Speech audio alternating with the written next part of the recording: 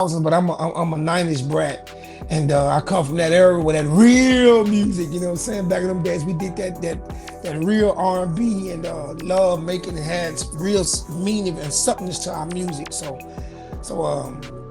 that just to make a long story short, man, I come from the era of the 90s, man, and we brought that real R&B, real R&B, that's what I call it. Yes, sir. Yes, sir. Real R&B. So Yeah. speaking of real R&B, when did you recognize your gift and your talent in music? When did you start singing? When did you record your first record? Take us down that path for a little bit. Well, make a long story short, I come from a musical family, you know what I'm saying? My musical background from my family, a lot of people in my family, from grandmother to grandfather, uncles, aunts, they all either sung or played instruments, you know what I'm saying? So it first started there with the family, and then just picking up and being in choir in school and in church. But it really started from my being around my family, man, my musical roots with my uncles and aunts and all them being everybody in my family did something. You in the singer, you're a dancer. You're in a dancer, you a singer, dancer, and play instruments or can sing. So it started there. You know what I'm saying? That's the quick summary of it. Yes, sir. So having all those musical influences in your family, playing instruments, choir, music, when did you record your first record and what was that like? How was that experience for you professionally recording your first record?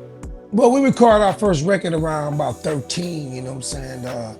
We did that, and it was a great experience, you know what I'm saying? We had looked up to a lot of groups like the Jackson Five, and we looked up to New Edition, and there was a couple of groups around that area.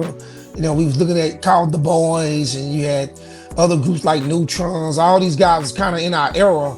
You know what I'm saying? We hadn't just made it yet, but we kind of looked at those guys like, oh, they kids and they can make it. Because we really thought nobody can really make it after, Jackson 5 or New Edition.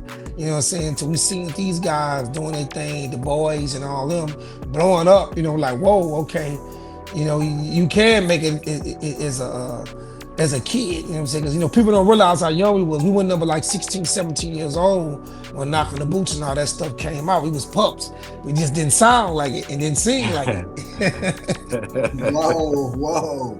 So Yeah. y'all was teenagers when y'all dropped Knocking the Boots. Yes. Teenagers. Okay, Yep. okay. So before we go on that path, the H-Town, the origin, and the group, we gonna play that record and take them back real quick. Global Audio Forensics, Shazam, Connor of H-Town, the legendary group, sounds something like this.